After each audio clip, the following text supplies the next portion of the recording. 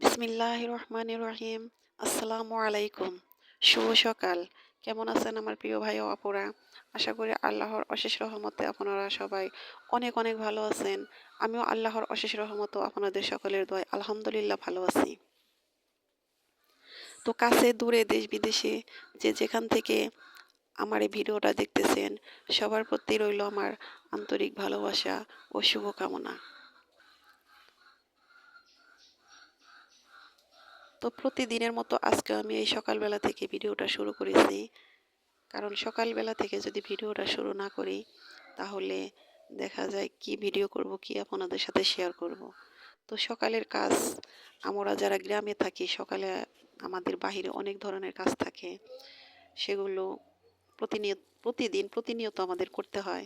তো সব কাজ তো আর আমি আপনাদের সাথে শেয়ার করতে পারি না, কারণ এত কাজ দেখা যায় আপনাদের সাথে যদি শেয়ার করি আপনারা দেখতে দেখতে ভোর হয়ে যান, ভিডিওটা অনেক বড় হয়ে যাবে। সে কারণে যতটুকু সম্ভব আমি সেটুকু আমি আপনাদের সাথে শেয়ার করি। তো আজকে সকালে আমার কোনো রান্না বান্না নেই, বাহিরের সমস্ত কাজ করা শেষ। বাইরে রোদ উঠেছে, মাশাআল্লাহ অনেক সুন্দর রোদ। তো ভাবতেছি আজকে রান্নাঘরটা ঝেড়ে ঝুড়ে তারপরে লেপে পরিষ্কার করব, গুছিয়ে নেব। তো রান্নাঘরটায় অনেক ময়লা পড়েছে, দোলা পড়েছে, সেগুলো আমি ঝাড়তেছি। রান্নাঘর দেখা যায় যে আমরা যে গাছের পাতাগুলো ঝরে সে পাতাগুলো শুকিয়ে সেগুলো দিয়ে জাল দিতে হয় মাঝে মধ্যে। তো ওই পাতাগুলো দিয়ে জাল দিলে হয় কি, ঘরে একটু ময়লাটা বেশি পড়ে, কালিটা একটু বেশি পড়ে, চুলাটাও নষ্টটা বেশি হয়। তারপরেও চুলার মধ্যে তরকারি রান্না করতে তেল ছিটছিটে যে ভাব হয় সেগুলো জন্য চুলোটা কালো হয়ে যায়, দেখতে ভালো লাগে না। তো এই তো চুলার ছাইগুলো উঠিয়ে নিয়েছি, এই ছাইগুলো আমার অনেক কাজে লাগে। আমার উঠানে যে আদা গাছগুলো বুনেছি সেগুলোর গোড়ার মধ্যে আমি দিয়ে দেই। আদা গাছের গ্রোথ অনেক ভালো হয় এই ছাইগুলো দিলে নাকি। তো আমি দেই সবসময়, এই ছাইগুলো উঠিয়ে আমি এই গাছের গোড়াতে দিয়ে দেই, তাতে আদাগুলো আসলে মাসাল্লাহ অনেক ভালো হয়। তো বন্ধুরা, আজকে আমি রান্নাঘরটা অনেক সুন্দর করে পরিষ্কার করব। রান্নাঘর একবার ঝাড়ু দিয়েছি, আবার দিতেছি, কারণ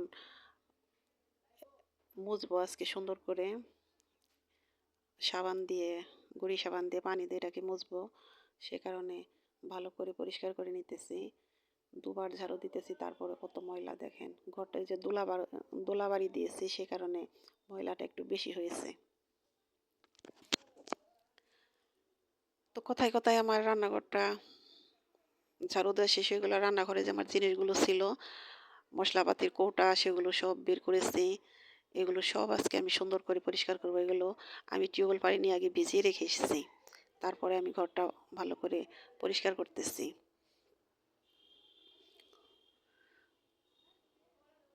তো আমরা যারা গৃহিণী, যারা রান্না বান্না করতে হয়, আর বিশেষ করে রান্নার কাজগুলো যদি কিনা রান্নাঘরের কাজ, যে সমস্ত জিনিস ওগুলো যদি গুছালো না থাকে তাহলে কিন্তু ভালো লাগে না। দেখা যায় যে অনেক দিন আছে যে একটু দেরি হয়ে গেলে তাড়াহুড়া করে দুপুরে রান্না করে বেরিয়ে পড়ি। যদি জিনিসগুলো ভালো করে গুছাতে না পারি, পরের দিন যদি রান্নাঘরে ঢুকে যদি দেখি যে আমার জিনিসগুলো এলোমেলো হয়ে আছে, তো সর্বপ্রথম যেটা করি আমি আগে রান্নাঘরটা সুন্দর করে গুছাই ভালো করে ঝাড়ু দেই, তারপরে রান্না করতে বসি। তা না হলে আমার রান্নায় মনই বসে না, ভালো লাগে না রান্না করতে। তো এই যে মাটিগুলো আমি ভিজিয়ে নিতেছি, এর মধ্যে চাউলের যে কুড়াটা আছে সেই কুড়াটা দিয়ে, তো কোড়াটা দিয়ে মাটিটাকে ভালো করে ছানবো, তারপরে চুলাটা সুন্দর করে লেপে দিব। তো আমার এখানে দুইটা চুলা আছে, একটা চুলাই তো আর সবসময় রান্না করা হয় না, যখন রান্না বান্নার একটু ধুমটা একটু বেশি হয় তখন দু চুলাই রান্না করি। তো ও চুলাটা আজকে আর লেপবো না, এখন আজকে আমি এই যে সবসময় রান্না করি এই চুলাটাই আজকে আমি লেপে দিব। তো চুলা আবার পরিষ্কার করে চুলাটা লেপে পুছে তারপরে চুলায় রান্না করতে খুব ভালো লাগে। ওই দিন মনটাই অন্যরকম হয়ে যায়। তো আজকে বাহিরে অনেক রোদ উঠেছে, আজকে এইসব কাজ করতে আমার খুব ভালো লাগতেছে। তো বাহিরে যদি রোদ না থাকে, আবহাওয়া যদি ভালো না থাকে তাহলে কোনো কাজ করতে ভালো লাগে না। কাপড় চোপড় ধুইলেও দেখবেন যে যদি অনেক রোদ থাকে তাহলে এক রোদেই কাপড়গুলো শুকিয়ে গেলে কিন্তু ভালো লাগে। তো এই তো আমি এখন আমার চুলাটা লেপা হয়ে গেছে, এখন আমি গুঁড়ি সাবান ছিটিয়ে দিয়েছি ফ্লোরে, তারপরে আমি এটা সুন্দর করে মুছতেছি। তো একটা মোছা না, আমি দুইটা মোছা দেব, 2বার মুছে তারপরে এমনি তো ঘরটা অনেক দিন ধরে মোছা হয় না, শুধু যেখানে রান্না করি সেখানে দেখা যায় যে প্রতিদিন একটু একটু মুছে তারপরে রান্না করতে বসি।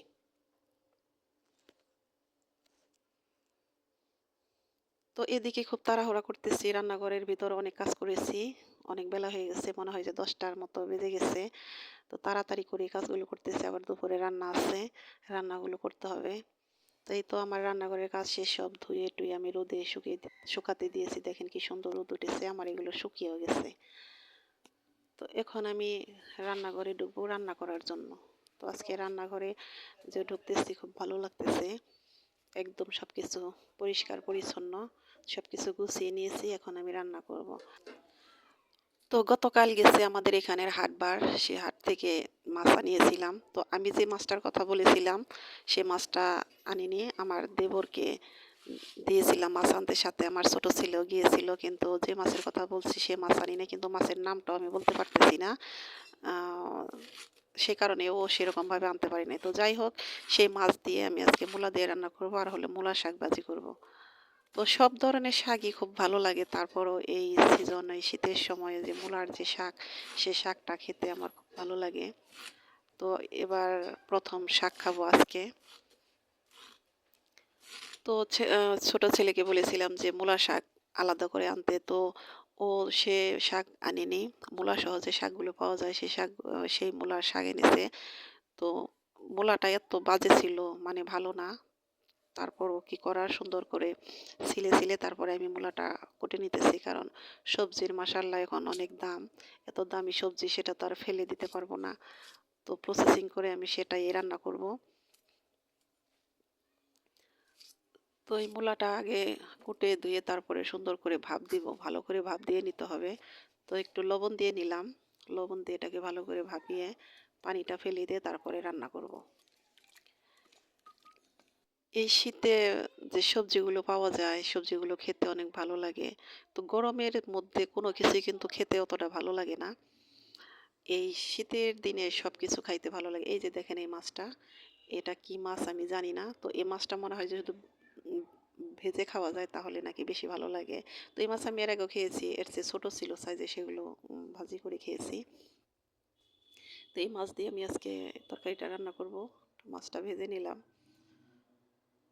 এর মধ্যে সমস্ত উপকরণগুলো দিয়ে দিব, পেঁয়াজ কাঁচামরিচ দিয়ে দিচ্ছি, এখন আদা রসুন জিরা বাটা দিব। তো সব মাছে আদা রসুন জিরা বাটা, বড় যে একটু বড় সাইজের মাছগুলো এগুলোর মধ্যে না দিলে ভালো লাগে না, একমাত্র ছোট মাছে আদা রসুনটা না দিলেও চলে। তো সব কিছু দিয়ে আমি এটাকে ভালো করে কষিয়ে রান্না করব, পানি দিয়ে ভালো করে কষাতে হবে এই মূলাটাও, তা না হলে হয়তো গলতে চাইবে না। তো এমনিতে অনেক ভালো করে সিদ্ধ করে নিয়েছি, কিন্তু এখনও তারপরও হালকা একটু ঝোল পানি দিয়ে তারপরে ভালো করে, এই যে দেখেন ঝোল দিয়েছিলাম সেগুলো শুকিয়ে গেছে। তো এখন ঝোল দিয়ে ভালো করে ঢেকে রেখে রান্না করতেছি, কিন্তু মনে হইতেছে যে আমি গরুর মাংস রান্না করতেছি। মূলা কিছুতেই গলতে চায় না, অনেক টাইম লেগেছে আমার এই তরকারিটা রান্না করতে। জানি না এটা খেতে কেমন লাগবে, খেতে পারবো না ফেলে দিতে হবে সেটাও বুঝতেছি না। তো তারপরও রান্না করে দেখি খাওয়া যায় কি না। তো এই বছরের প্রথম মূলা রান্না করলাম, মূলা তরকারি আমার খুব ভালো লাগে। তো এখন মূলা শাকটা ভাজি করব। তো মূলা শাকটা এক একজন এক এক নিয়মে ভাজে, তো আমি আজকে কিভাবে ভাজি দেখেন, আমি এভাবে সরাসরি চুলায় দিয়ে এর মধ্যে কাঁচামরিচ পেঁয়াজ দিয়ে দিব, লবণ দিয়ে দিব, ভালো করে ঢেকে ঢেকে তারপরে শাকটাকে সিদ্ধ করে পানিটা শুকিয়ে গেলে তারপরে বাগার দিব। তো আমার শাশুড়িও বাড়িতে দেখেছি এই মূলা শাকের মধ্যে কাঁচামরিচ কাটে না, শুধু এরা শুকনা মরিচ ভাজে, ভাইজে তারপরে ওটা খায়। তো আমি কাঁচামরিচটা কেটেও দিয়েছি, আবার সিদ্ধ দিয়েছি, আমার ওটা ওভাবে খেতে ভালো লাগে, শুকনা মরিচ দিয়ে খেতেও ভালো লাগে, তবে এটা ভালো লাগে। তবে মূলা শাকের আরেকটা গুণ কি দেখেন, লাল শাক মূলা শাক এগুলোর কালার কিন্তু সহজে নষ্ট হয় না, কালারটা একদম অটুট থাকে, সবুজ কালার, আমার খুব ভালো লাগে দেখতে। তো এখানে আমি দুটো শুকনো মরিচ দিয়ে তারপরে বেশি করে পেঁয়াজ দিব আর রসুন দেব, দিয়ে তারপরে এটাকে ভালো করে ভাজবো। তো বন্ধুরা, কথায় কথায় অনেক কথাই বললাম, আমার এই ভিডিওটা দেখতে দেখতে যদি লাইক দিতে ভুলে যান তাহলে অবশ্যই একটা লাইক দিয়ে ভিডিওটা শেষ করবেন, আমার ভিডিও তো শেষের দিকেই। আর যে বন্ধুরা নতুন অবস্থাতে আমার এই ভিডিওটা দেখতেছেন, দেখার পর যদি একটু কোথাও ভালো লেগে থাকে তাহলে সাবস্ক্রাইব করে আমার পাশে থাকতে পারেন। আর যে বন্ধুরা এই কাজটি করে দিয়েছেন সে বন্ধুদের জানাই অসংখ্য ধন্যবাদ। তো বন্ধুরা কথায় কথায় আমার রান্না আমার গল্প শেষ। তো আজকের ভিডিওটা কেমন লাগলো অবশ্যই আমাকে কমেন্ট করে জানাতে পারেন। আর যদি কোথাও ভুল হয়ে থাকে তাহলে আমাকে ক্ষমা করে দিবেন। আমি অত ভালো করে গুছিয়ে কথা বলতে পারি না। আজকের মতো এখানেই বিদায় নিচ্ছি। আল্লাহ হাফেজ। আসসালামু আলাইকুম।